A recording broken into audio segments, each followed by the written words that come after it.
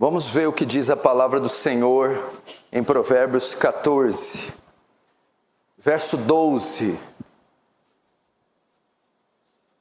Diz assim, Provérbios 14, 12. Há caminho que ao homem parece direito, mas ao cabo dá em caminhos de morte. Outras traduções, há caminho que aos olhos dos homens parecem de paz, mas o final é caminho de morte. Agora vamos abrir em 2 Samuel 24. 2 Samuel 24. Vamos ler o verso 1. Tornou a ira do Senhor acender-se contra os israelitas, e ele incitou a Davi contra eles, dizendo: Vai, levanta o censo de Israel e de Judá. Disse, pois, o rei a Joabe, comandante do seu exército: Percorre todas as tribos de Israel, de Dan até Berseba, e levanta o censo do povo, para que eu saiba o seu número. Então disse Joabe ao rei: Ora, multiplique o Senhor teu Deus a este povo 100 vezes mais. E o rei, meu senhor, o veja. Mas por que tem prazer nisto o rei, meu senhor? Porém a palavra do rei prevaleceu contra Joabe e contra os chefes dos exércitos.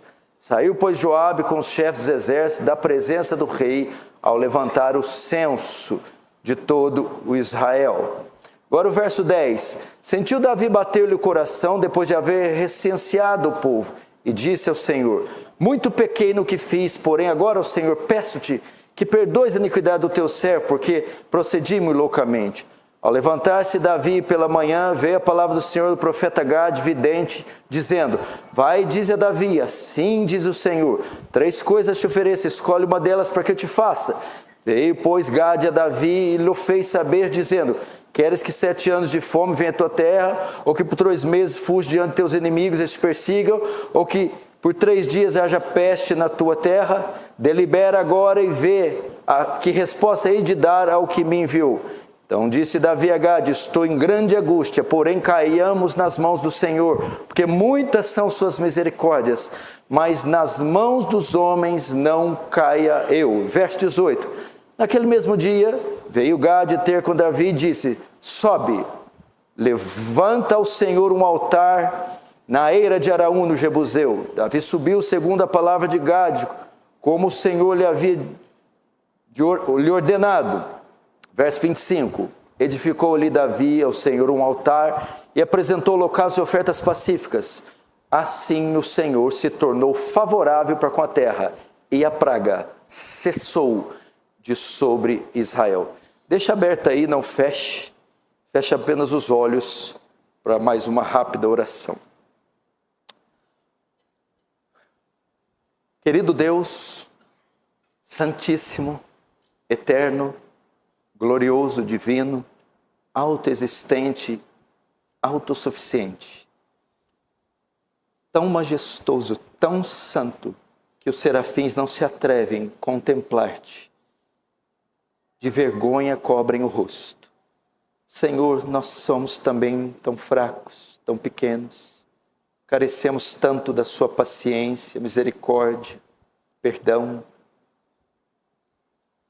Tem misericórdia mais essa noite, Senhor. Se o Espírito Santo não for conosco, se Ele não atuar, agir, falar, tudo é vão. Eu vou a Ti não fiado das minhas justiças, mas nas suas muitas misericórdias. No seu grande amor, paciência, bondade e graça.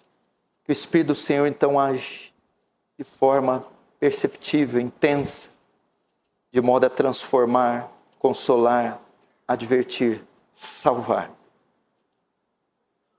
A despeito dos meus pecados, que teu reino avance, que o Senhor receba a glória para si e nos conforme a imagem do seu Filho. Amém. Irmãos, o tema da minha mensagem hoje, ele é bem pastoral e eu espero que com a exposição deste sermão, desse texto, Deus abra os olhos de muitas pessoas, pois o tema da minha mensagem é cegueira espiritual. Nós, como cristãos, veja só, uma das coisas que a conversão faz conosco é abrir nossos olhos, não porque éramos fisicamente cegos, mas abre os nossos olhos espirituais para que nós enxerguemos aquilo que na nossa velha vida nós não tínhamos condição de enxergar. Essa é uma das obras maravilhosas do Espírito Santo, abrir nossos olhos, porque estávamos cegos. Assim, os grandes teólogos compunham, os grandes maestros entoavam aqueles grandes hinos antigos, mostrando como Deus abriu nossos olhos. Eu era cego, pecador, eu era pobre, miserável, mas Deus abriu meus olhos. Então Ele abre os nossos olhos para a nossa própria realidade, abre os nossos olhos para a realidade divina e abre os nossos olhos para a condição do mundo que nós vivemos. Isso é uma das coisas mais maravilhosas. Entretanto, se nós não tomarmos cuidado na nossa caminhada, depois que os nossos olhos se abriram, eles podem começar a fechar, parcialmente ou totalmente, porque as coisas dessa vida, o nosso tríplice inimigo, o mundo, a carne e o diabo, podem fazer uso, podem, em seu ataque, fechar nossos olhos e nós nos tornarmos parcialmente, temporariamente ou definitivamente cegos. Definitivamente, óbvio, eu estou falando de crentes nominais. E a cegueira, nenhum de nós está isento da cegueira. O que é o cego espiritualmente, ou a cegueira espiritual? É quando eu deixo de notar minha condição espiritual, ou melhor, eu deixo de enxergar meus próprios pecados. É quando eu deixo de enxergar a santidade de Deus, a glória de Deus. É quando eu deixo de enxergar a condição do mundo, da sociedade ao meu redor. E é quando eu me acomodo ao sistema desse mundo. Então isso é uma típica evidência de cegueira espiritual. É quando perdemos o discernimento. É quando nos tornamos insensíveis às ações do Espírito de Deus. E você deve tomar muito cuidado. E a cegueira espiritual é uma realidade. E existe 3 maneiras de Deus lidar com a cegueira espiritual, ou 3 maneiras de Deus nos convencer da nossa cegueira. E cegueira você pode também classificar como obstinação. A pessoa obstinada é uma pessoa cega. Quando o coração está duro e não tem ouvidos nem olhos para mais nada nem ninguém, ela também está cega. E existem 3 maneiras de Deus nos convencer da nossa cegueira. Primeiro, através da sua palavra, a pregação da palavra, a exposição da palavra. A palavra lança luz aos olhos, de modo que faz eles enxergarem. A leitura da palavra ou a exposição pública da palavra. Se a exposição da palavra não é suficiente para abrir os olhos do cego, Deus então usa a sua segunda maneira. Ele envia pessoas para tentar nos advertir da nossa cegueira, da nossa obstinação. Ele envia pessoas para nos advertir, membros da família, marido ou a esposa ou os filhos, irmãos próximos, oficiais ou pessoas distantes. Ele envia estas pessoas com a finalidade de nos dissuadir do caminho que traçamos ou tenta abrir nossos olhos com aconselhamento, ou uma advertência, ou uma repreensão, ou um discipulado. E se essa terceira forma não for suficiente para abrir os olhos, Deus então usa a terceira forma, a disciplina. Ele envia o seu juízo a fim de nos convencer da nossa cegueira. E no caso aqui de Davi, Deus usou a terceira opção. Davi aqui está cego, obstinado. E nenhuma das outras maneiras foram suficientes para Deus convencer Davi da sua cegueira. Deus então teve que fazer uso da mais drástica, dolorida, mais eficaz maneira, aplicar seu juízo, sua disciplina. E é isso que nós vamos ver, a cegueira espiritual. Como tudo começa?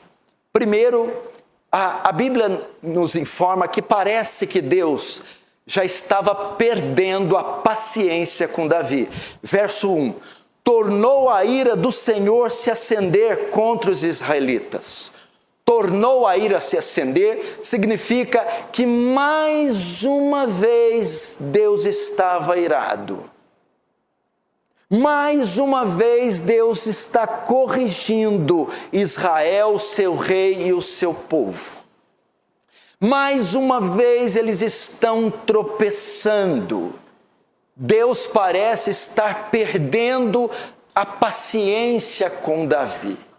Na altura do campeonato aqui, ou da história, Davi não é mais aquele menino que foi ungido por Samuel, não é mais aquele jovem destemido que derrotou Golias, e nem que era vitorioso nas campanhas militares, quando fez parte da suprema corte de Saul. Davi aqui já está um rei firmado, já reina há muitos anos, já está grandemente estabelecido, e parece estar acomodado. E diz o quê? O que ele incita? Olha só. Aí Davi disse, vai, o verso 1 ainda, vai e levanta o censo de Israel e de Judá. Veja só. Então a ira de Deus tornou Deus irar. Deus já está virado.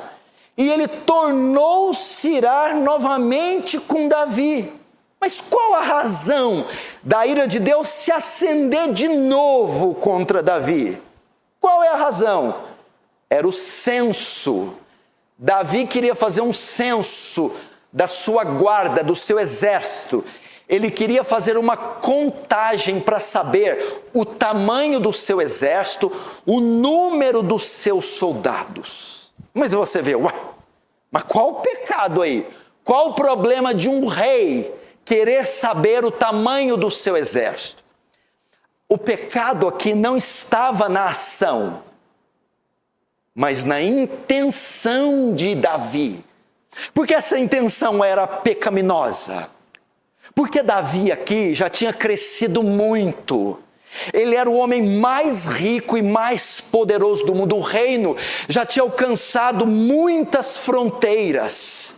E Davi aqui estava começando a pensar que as suas vitórias não eram frutos da graça e da intervenção divina, mas da qualidade do seu exército e da sua chefia, porque ele era o comandante em chefe das forças armadas de Israel. Davi então, ele queria o censo para se orgulhar, para dizer, veja como eu sou poderoso, como eu sou grande, e como minhas mãos e meu exército conferiram ao reino as vitórias. Essa era a intenção.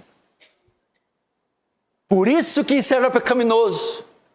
Davi aqui já havia se acomodado, estava rico, famoso, grande, e agora queria se orgulhar. O pecado de Davi foi aquele que João descreve em 1 João 2,5, não ameis o mundo nem que é no mundo, porque tudo que é no mundo é concupiscência da carne, concupiscência dos olhos e soberba da vida. Davi caiu nesse pecado, a soberba da vida. Davi estava dizendo: tudo que eu tenho é obra das minhas mãos. Eu só cheguei onde cheguei por causa da minha capacidade. Por isso era pecaminoso. Meu irmão, a cegueira, ela vem desta forma também. Quando nós, às vezes, Deus nos honra, quando nós crescemos, quando nós expandimos nosso ministério, nosso ofício, quando nós somos condecorados com honra, reconhecimento, cuidado, isso pode subir para a cabeça. Isso pode nos fazer achar que somos alguma coisa. Isso é muito perigoso. Você já viu nossos primeiros anos de fé, ou nossa caminhada é regada de sofrimento, de tribulação, de jejum, de oração, de dificuldade, mas o vaso, apesar de rachado, apesar de trincado, está cheio da glória de Deus. Então passa esse momento onde nossas orações são respondidas e nós crescemos, nós prosperamos, nós avançamos, nós encontramos um tempo de paz e refrigério. Aí vem o problema. Foi com Davi. Ele se acomodou e ele julgou que o seu êxito, o êxito de todas as suas vitórias, era do seu poderoso exército. Agora, veja só, a ira de Deus veio novamente e Davi obstinado com esse negócio, com essa grandeza, opulência, ostentação. Agora vem a repreensão. Verso 3. Então disse Joabe ao rei: ora, multiplica o Senhor teu Deus a este povo 100 vezes mais. E o rei, meu senhor, o veja. Mas por que tem prazer nisto o rei, meu senhor? Quando Davi dá esta ordem, porque o texto diz assim, ó, percorre todas as tribos de Dan a Berseba, que isso é todo o território da terra prometida, todo Israel. Quando ele dá essa ordem para Joabe, Joabe era o general dele, Joabe o repreende. Joabe entende que essa atitude, peraí, o rei ficou louco? O senhor não está cego? Mas a Bíblia diz que a palavra de Davi prevalece contra Joabe. Que eu entendo que Joabe aqui, veja só, Davi só planejou, Davi só orquestrou, mas não executou nada ainda. Ele só está sendo levado pela sua loucura, obstinação, pela sua cegueira. Agora Joabe, ele se coloca entre Davi e a sua loucura. Isso aqui é um ato de misericórdia de Deus. Deus está usando Joabe. Deus está colocando Joabe para dizer: o que você está fazendo, Davi? Davi, abre os seus olhos, Davi. Davi, não tem cabimento isso que você quer fazer. Isso é uma loucura, isso é insensatez. Meu irmão, não há momento da nossa vida em que tropecemos, em que fazemos escolhas erradas, em que seguimos um caminho de loucura, que Deus não usa de misericórdia, enviando alguém no nosso caminho para nos impedir e dizer: pare, isso que você está fazendo não tem cabimento. Essa postura que você adotou é uma loucura. Isso que você está fazendo está errado. É a misericórdia. Deus faz isso, mas o texto diz que a palavra do maior prevaleceu contra o menor. Porque Joabe dizia: eu sou o general, mas Davi dizia: eu sou o rei. e você vai fazer conforme a minha vontade.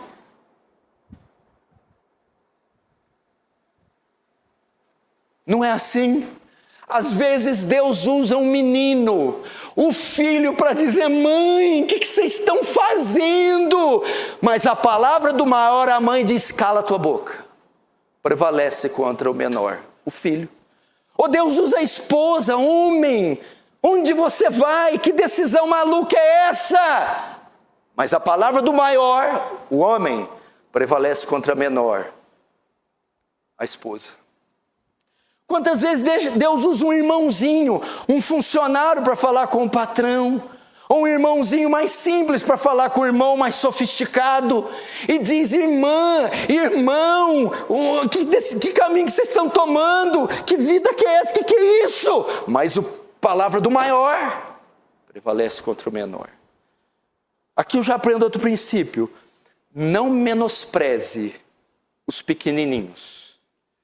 Não menosprezes aqueles que têm uma patente inferior, um cargo inferior, uma posição espiritual, eclesiástica inferior, social, porque Deus pode fazer uso do menor para ensinar o maior.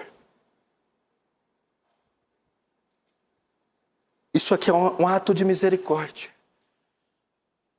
É como eu disse, uma das formas de Deus nos impedir da cegueira, nos convencer, é usando pessoas.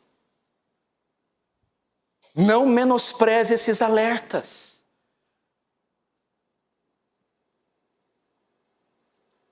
Entretanto, há um outro princípio aqui.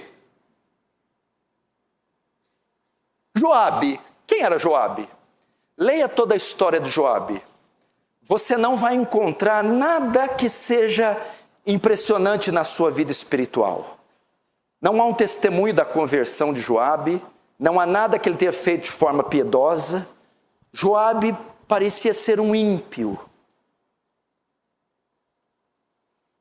A cegueira espiritual de Davi, ou melhor, a intensidade da cegueira espiritual de Davi, pode ser claramente vista quando ele tem que ser repreendido por um ímpio. Alguém sem vida com Deus, alguém que não é versado na Escritura, alguém que não é conhecido como homem de oração, este teve que repreender a Davi.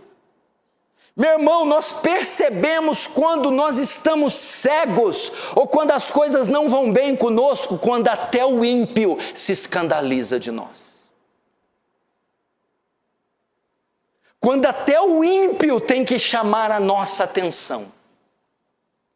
A maior forma de Deus repreender um cristão é quando Deus usa um ímpio para repreendê-lo. No caso de Davi.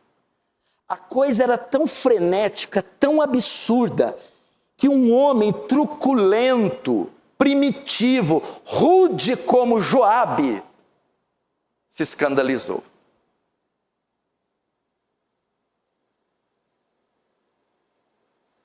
O ímpio à sua volta tem se escandalizado da sua conduta. O ímpio tem chamado a sua atenção e dito: lá em casa não faz assim não. O ímpio, esse povo aí não é crente, que coisa esquisita, que roupa esquisita, que fala esquisita, que maneira esquisita de tocar as coisas. A cegueira é tamanho que até o ímpio se escandaliza. Esse é um poderoso termômetro, querido irmão. A cegueira também é demonstrada não só pelo fato de Davi querer fazer o censo, não só pelo fato de ser repreendido por Joabe, mas a cegueira também é claramente demonstrada pelo fator tempo. Tempo. Veja o verso 6. Daqui foram a Gileade e chegaram até Cádiz, na terra dos heteus.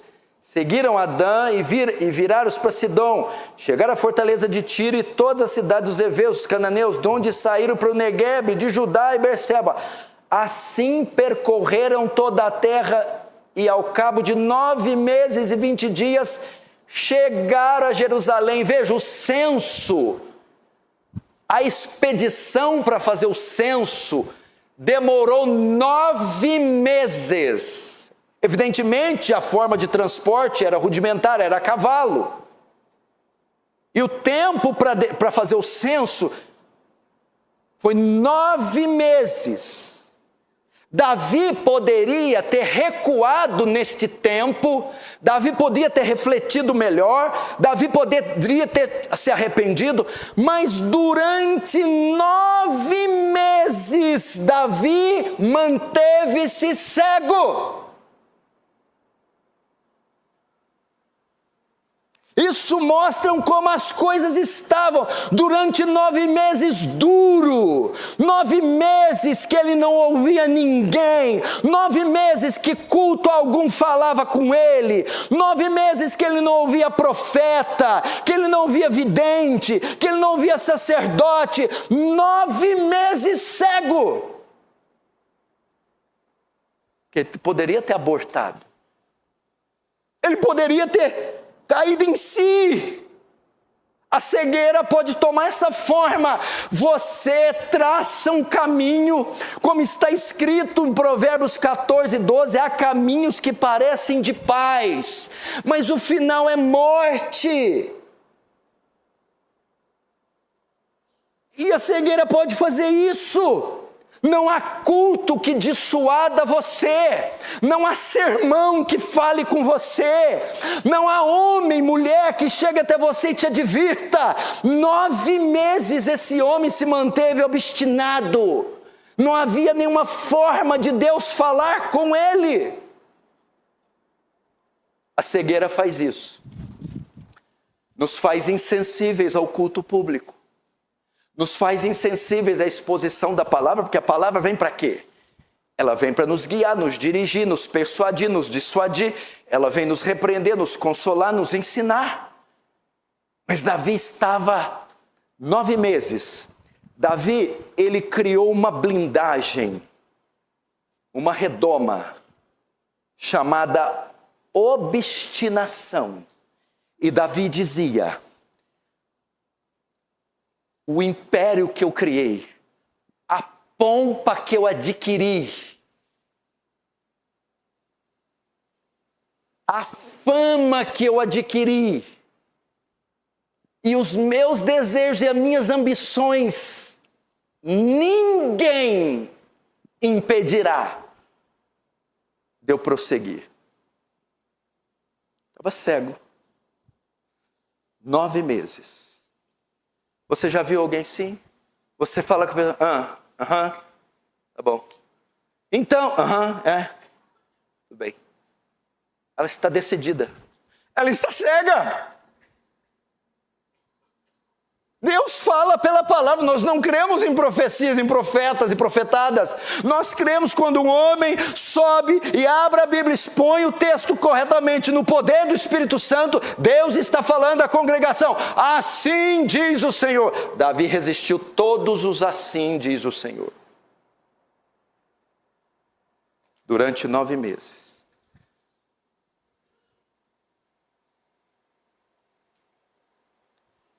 Agora, Joabe chega com os dados. Veja só. O fanfarrão do Davi. Verso 9. Deu Joabe ao rei o recenseamento do povo. Havia em Israel 800 mil homens de guerra que puxavam a espada.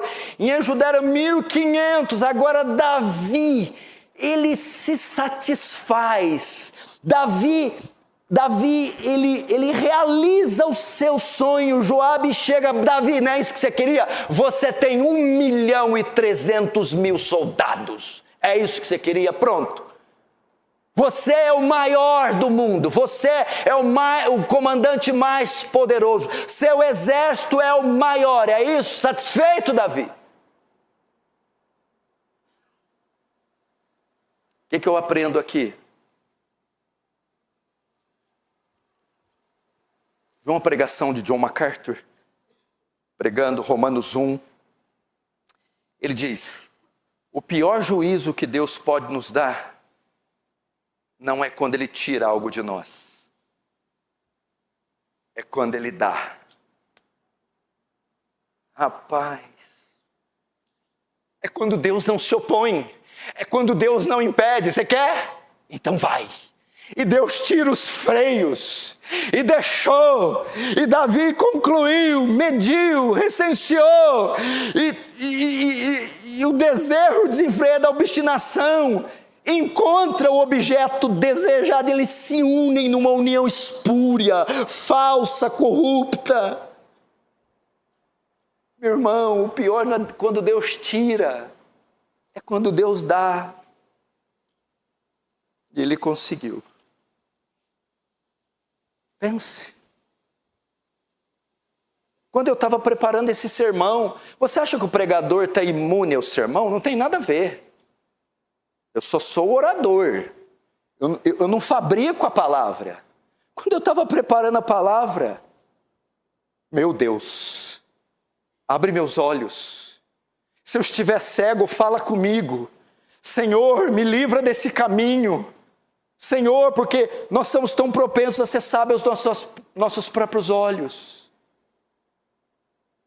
Estou achando que eu estou abafando nesse caminho, eu estou arrasando, eu sou a última coca do deserto. Ah, luzes da ribalta, se acendam que eu estou passando, abram alas que eu, o crente da vez, parece caminhos de paz. Você já viu aquelas filmes, desenhos dos piratas antigos? Como é que o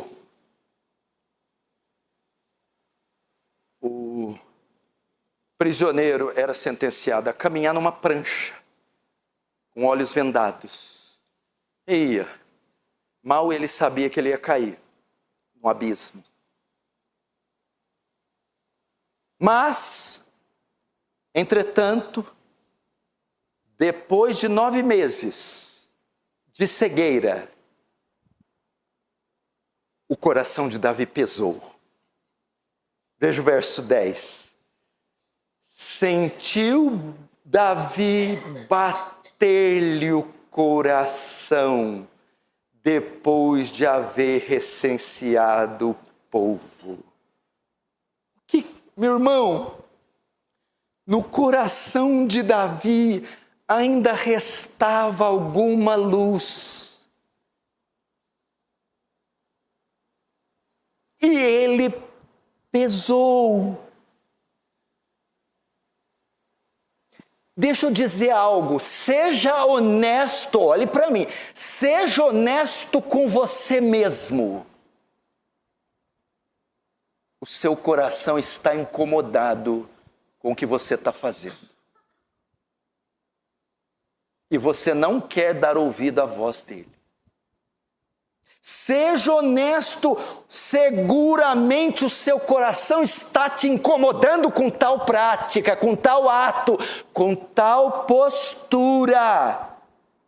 E vou te dizer mais, se o seu coração está incomodado, eu te imploro, não despreze isso, porque é o único fio de misericórdia que resta em você.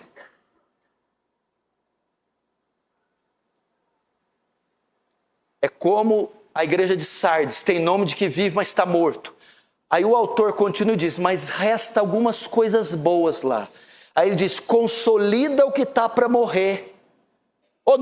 Está morto, mas não está tudo morto. Tem ainda uma faísca. Foi esse pesar. Agora, se nem nesse estágio você está mais, o coração já não tem... que coração... Pastor, o senhor conhece a palavra protocolo? Pois eu sou PhD em protocolo. É protocolo.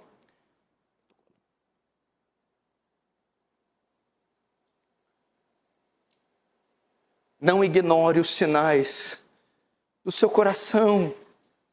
Não despreze isso. O coração dele pesou ao cabo de 9 meses, após ter feito o recém. O coração pesou. Seu coração não pesou na decisão que você tomou. Seu coração não pesa no trato com o filho. Seu coração não pesa no negócio que você fechou. O coração pesou. Meu coração está pesado. Atende esse impulso, porque isso aqui é obra do Espírito Santo de Deus.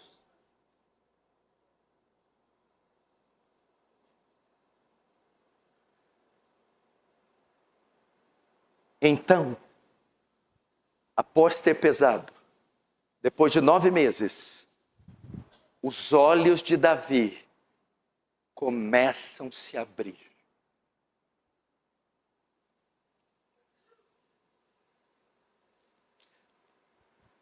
Como eu faço para saber que os meus olhos estão se abrindo? Ou que vão se abrir? Como eu posso, durante a exposição desse sermão, para saber se está tendo algum efeito em mim? Nós veremos. Porque após o coração pesar, os olhos daquele que esteve 9 meses cego se abriram. E agora nós vamos poder saber se a sua cegueira é parcial ou total, ou se ela é permanente. Veja os sinais. Verso 10. Sentiu bater-lhe o coração depois de haver recenseado e disse ao Senhor: muito pequei no que fiz. Primeiro sinal, Davi reconheceu que tal ato era uma violação dos mandamentos de Deus, que tal ato era pecado. Primeiro sinal que os olhos estão se abrindo, você reconhecer que este caminho que você adotou é pecado. Você ter convicção do pecado. Esse é o primeiro sinal. Davi simplesmente diz: eu pequei. Depois de 9 meses cego, obstinado, duro, irredutível, arredio, Davi finalmente baixa a guarda e diz: pequei. É pecado. Tal ato é pecado.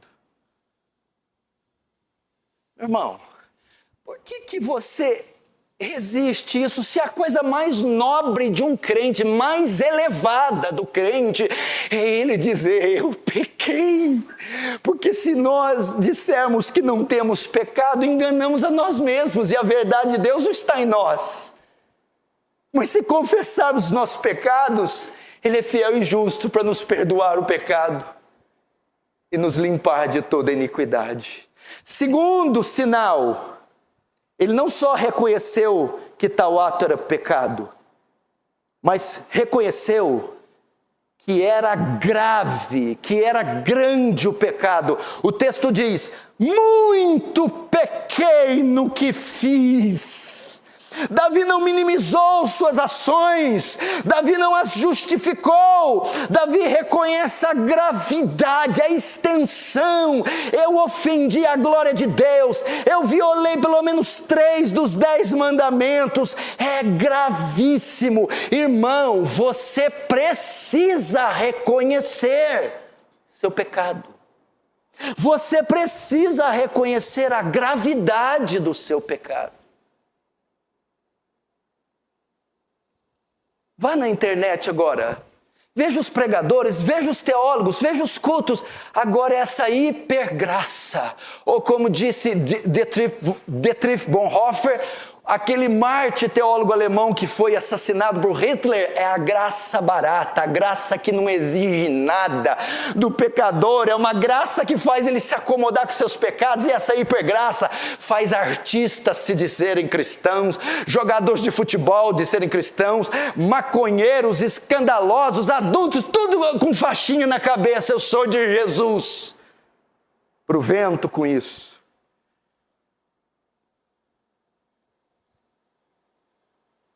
Ele reconhecia que era grave. Terceiro sinal, reconheceu que a sua postura destoava do padrão. Veja o verso 10 ainda. Peço-te que perdoes a iniquidade do teu servo, porque procedi muito loucamente. Olha só, o terceiro sinal que a visão está voltando. Imagina Davi, todo Israel andando aqui, e Davi indo para lá. E não vendo problema nenhum. Todo mundo conduzindo suas vidas, suas famílias, seus negócios, sua ética, conforme a lei de Deus aqui. E Davi aqui. Eu vou fazer o censo. Não via problema nenhum. Agora, quando os olhos abrem, onde que eu estou indo? Meu Deus, eu estou no caminho errado. Procedi loucamente. Meu Deus, onde que eu estou com a cabeça? Como é que eu pude fazer isso? Isso é contrário a Israel. Como Tamar disse para Amnon quando ia ser abusada: irmão meu, não se faz assim em Israel. Davi percebeu, não se faz assim em Israel. Os olhos se abrem quando ele percebe: eu estou fora do padrão divino. Eu estou destoando da minha comunidade, da minha congregação, eu estou destoando da palavra de Deus, eu estou destoando da ética que Deus impôs em todas as áreas da minha vida, estou indo na contramão.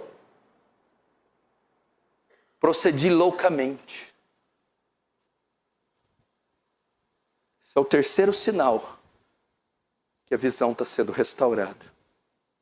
Primeiro, reconhece que tal ato é pecado. Segundo, reconhece quão grave esse pecado. Terceiro, os olhos se abrem para ver que está fora do padrão. E quarto sinal, ele se arrepende.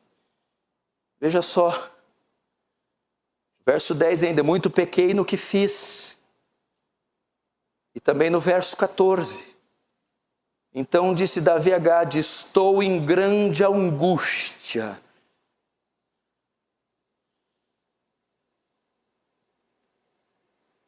Isso aqui parece que é muito dramático, e de fato é, mas ao mesmo tempo é lindo. Por isso que ele era um homem segundo o coração de Deus. Ele adulterou com Batseba, poxa. Homem cheio de mulher. Para que isso? Ele mandou matar, meu irmão, em um assassinato duplamente qualificado. Uma coisa assim, digna de um assassino. E agora faz um censo como um rei translocado, obstinado, deu a louca nesse homem. Mas ainda assim era chamado homem segundo o coração de Deus, porque tinha respostas adequadas diante de Deus, quando por Deus era repreendido, e dizia: muito pequei no que fiz, procedi loucamente, me perdoa. Me perdoa.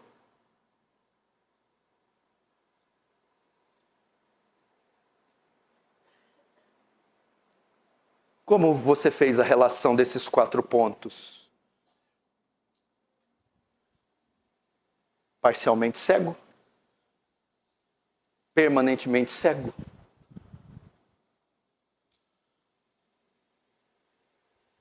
Davi então vê. Vamos que o processo aqui está tenso.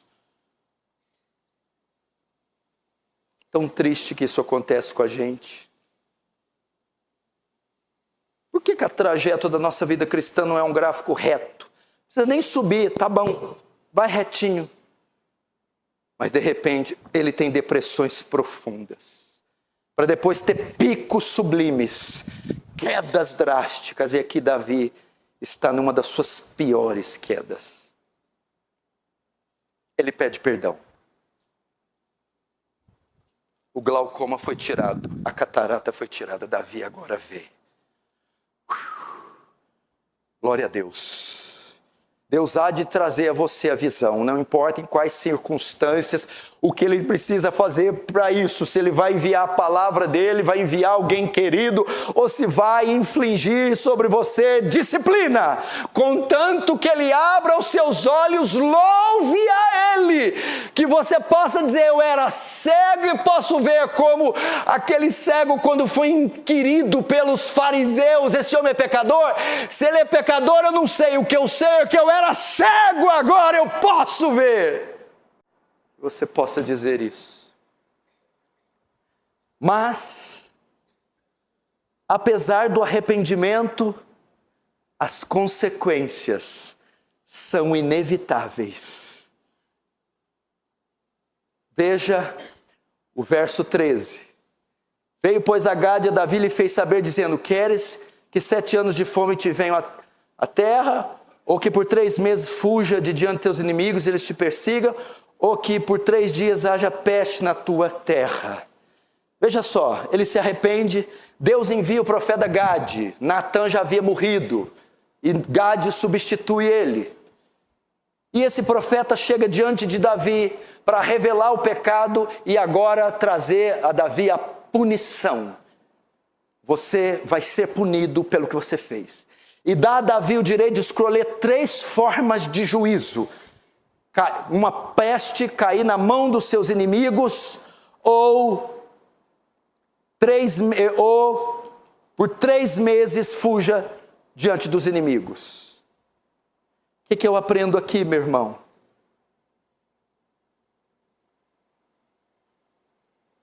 Mesmo que haja o perdão, as consequências são inevitáveis. Essa é a famosa lei da semeadura de Gálatas 6. Não se engane, de Deus não se escarnece. Tudo que o homem semear, isso ceifará. Deus perdoou o pecado de Davi com Batseba, está perdoado. Mas as consequências vieram. Deus feriu a criança e a criança morreu. Pense nisso, meu irmão. Pense o caminho que você está tratando. Você pode segui-lo. Deus te dá liberdade para seguir, meu irmão, mas haverá consequências, eu te imploro, meu irmão, haverá consequências. Toda transgressão recebeu justo castigo, Hebreus capítulo 2. Cuidado! Deus então vai aplicar juízo sobre Davi. Davi não ficará impune a despeito do seu arrependimento. Mas tem mais. Segundo ponto aqui, muitas vezes as consequências da nossa cegueira atingirão as pessoas à nossa volta. Veja o verso 15. Então enviou o Senhor a peste a Israel desde manhã até o tempo determinado, e de Dan a Berseba. Opa! O censo foi feito de onde a onde? O censo de Dan a... E agora o juízo é proporcional à infração. De Dan até Berseba morreram 70 mil homens do povo. Não brinque com Deus, meu irmão. 70 mil inocentes são mortos por causa da loucura de Davi. Muitas vezes o nosso pecado vai atingir pessoas à nossa volta. Muitas vezes os filhos pagam pela loucura dos pais. Os pais pagam pela loucura dos filhos. Os irmãos pagam pela loucura dos pastores. 70 mil inocentes caíram mortos por causa de Davi. E você tem que ser homem como Davi. Olha o verso 17. Vendo Davi o anjo que feria o povo, falou, o Senhor disse, eu é que pequei, eu é que procedi perversamente por essas ovelhas que fizeram. Seja, pois, a tua mão contra mim, contra a casa do meu pai. que ao menos você seja homem e diz: seja tua mão contra mim. Essas crianças não têm culpa. Esses irmãos não têm culpa. Castiga a mim. Pelo menos tenha dignidade de fazer como Davi. Poupa esses pequeninos. Poupa esses anciãos. Poupa essas senhoras. Poupa essas crianças. O pecado é meu. Que coisa terrível. Muitas vezes o nosso pecado reverbera naqueles que estão à nossa volta. Pais, tomem cuidado ao tomarem decisões, que essas decisões não afetem aqueles que não têm nada a ver com a sua loucura. Teus filhos. Maridos, tomem cuidado, porque nessas decisões translocadas, você não fira aquela que não tem nada a ver com isso. Sua esposa. Filhos, se são rebeldes, tomem cuidado, porque as atitudes de você, não vá seu pai para a prisão por culpa tua, não pague ele o processo por culpa tua. 70 mil israelitas, imagina Davi vendo aquilo. Mas ao menos no 17 ele diz: eu é que pequei, porém essas ovelhas o que fizeram? Você pode fazer essa oração: Senhor, se for para infligir um castigo, que se limite a mim, não aos meus filhos, não a minha mulher, não ao meu marido, não a minha casa.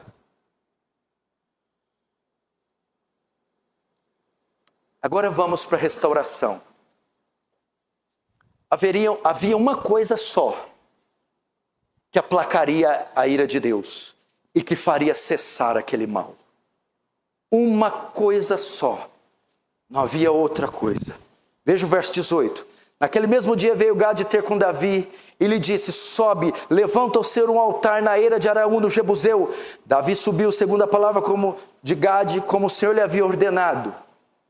E olhou Araúna do alto, e vendo que vinha para ele o rei e seus homens, saiu e inclinou-se ao rei com o rosto em terra.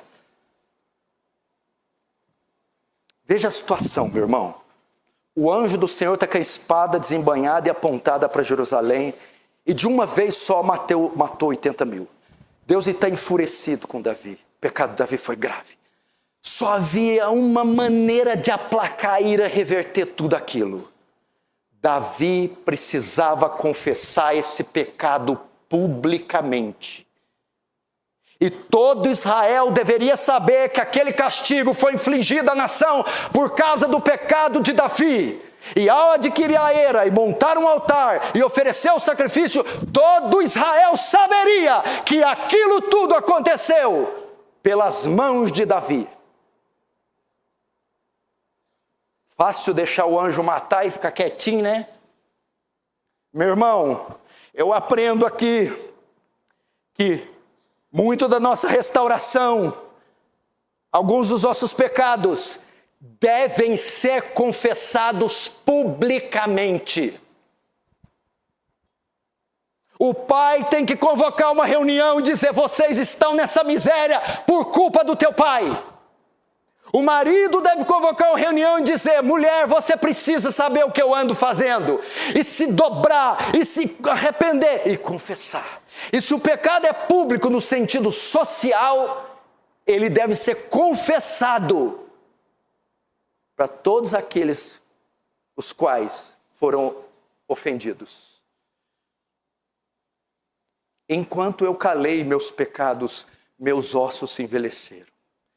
Tiago capítulo 5, confessai vossos pecados uns aos outros para que sejam curados. Quem encobre suas transgressões nunca prosperará, mas quem as confessa e deixa, alcançará a misericórdia. Davi vai rapidinho. Ele não hesita. Por isso é um rei conforme o coração de Deus. Porque ele até ocultava pecado, mas temporariamente. Você precisa fazer uma exposição pública do seu pecado. Tá, e se eu me recusar a fazer? Vamos lá. Vamos dramatizar uma cena aqui. Se eu sou a opção que o senhor citou, eu sou permanentemente cego e não vai ter qualquer efeito o que alguém fizer, e eu me recuso a fazer isso. Ainda bem que eu creio na suficiência da Escritura, que tem resposta para o Salmo 32. Porque a sua mão pesava sobre mim de dia e de noite, e o meu vigor se tornou em sequidão de estio. Isso vai, meu irmão, você vai gestar um câncer. Isso vai gestar em você um desconforto, uma culpa que vai ser insuportável. E você não vai conseguir conviver com isso. Mas note, tem algo aqui interessante. Esse sacrifício não parece ser tão simples assim. Veja só, 22. Então disse Araúna a Davi: tome e ofereça ao rei meu senhor que bem lhe parecer. Eis aí os bois para o holocausto, os trilhos e a apeiragem dos bois para a lenha. Tudo isso, ó rei, Araúna oferece ao rei. E ajuntou: que o Senhor teu Deus te seja propício. Agora olha o Davi. Porém o rei disse a Araúna: não, mas eu te comprarei pelo devido preço, porque não oferecei ao Senhor meu Deus holocaustos que não me custem. Assim Davi comprou a eira e pelos bois pagou 50 siclos de prata. Até aí. Davi ofereceu sacrifício. Ele precisava de um local, uma terra e todos os elementos do sacrifício. Sabe o que Araúna fez? Eu vou ofertar. Eu vou te dar a eira e vou te dar tudo.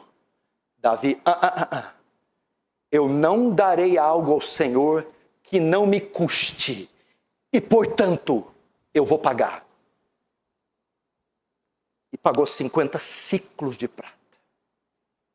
Davi estava dizendo aqui: eu não quero dar algo que não exija um sacrifício. Eu pago o preço que for para resolver esse dilema, para tirar de sobre Israel esta praga. Meu irmão ou irmã, se você está na condição de Davi, essa deve ser a sua postura. Pastor, meus olhos se abriram e agora eu estou disposta a pagar o preço que for para restaurar esse casamento. O preço que for para resgatar essa família. O preço que for para tirar este mal da minha vida. Era Davi.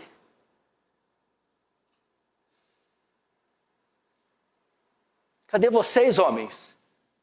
Você acha que ser macho é ficar na televisão gritando quando faz gol teu time? Ou jogando truco com aquele fedor de CC? Ei, ladrão, seis, ladrão! É isso aqui que é ser macho. É dizer, mulher, crianças, é para ferir? Fere eu. É para ficar sem comer? Fique eu. É para matar? Vocês não, vocês fiquem aí. Morreu. O que é para fazer aí? O que é preciso ser feito para restaurar? Eu estou disposto a pagar o preço.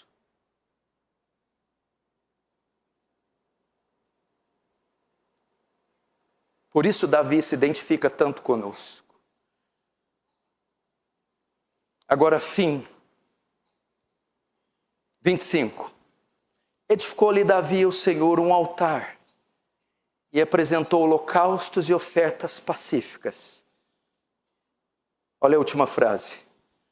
Assim o Senhor se tornou favorável para com a terra e a praga cessou de sobre Israel.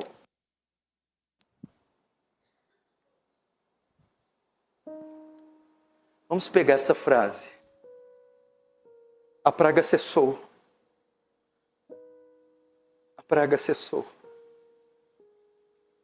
Apesar de tudo, a praga cessará.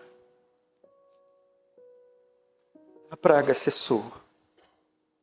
Esse mundo está cercado de pragas. nossa família, nossa casa, nossa mente. Mas Deus prometeu que a praga vai cessar. A praga, no caso, era o juízo, a morte dos inocentes. O anjo recolheu a espada. A visão de Davi voltou. Ele se arrependeu, sofreu o castigo. Se ele procedeu muito loucamente no verso 10, no verso 25, ele procedeu piedosamente. Deus se arrependeu do mal. A praga cessou. Meu irmão, a praga vai cessar da tua casa, da tua vida. A espada vai ser recolhida. Mas faça como Davi. Deus, restaura a minha visão. Deus, procedi muito loucamente, muito pequeno que fiz. Caia eu nas tuas mãos, porque o Senhor é misericordioso e não nas mãos do inimigo. Você está assim. Você precisa de um fôlego. Você precisa que Deus tire a mão de sobre você. Você precisa que Ele retenha sua ira. Pois vá como Davi foi. Vá, meu irmão. E por fim, isso aqui aponta para Cristo. Talvez a sua grande praga, jovem, filho, irmão, filha, não seja nada dessas coisas, mas seja o pecado. O pecado que me molesta, que me fustiga. O pecado que me açoita, que me inclina para fazer o mal. 2000 anos atrás também, meu irmão, em uma eira, em uma montanha, foi construído um altar. E um sacrifício foi colocado ali. E a Bíblia diz que fogo do céu caiu, a ira de Deus, e consumiu o sacrifício. Cristo morrendo na cruz, fez a praga cessar. Você não precisa viver com essa praga para o resto da vida. Essa praga já teve o seu pagamento executado. Deus levou ela, meu irmão, naquela cruz. Veja só, o texto diz: edifica um altar a fim de que a praga cesse. Foi isso que Jesus fez naquela cruz. Imagina uma praga. Você já viu quando você está com terra, você toma banho e sai. Quando você está com manchas, até graxa. Mas existe uma praga que Jó diz que nem o sabão pode purificar. É a praga do pecado que nos segue. Mas lá na cruz, o Senhor tomou essa praga para Ele. E hoje pode dizer: a praga cessou. Vamos fechar os olhos, curvar as nossas cabeças.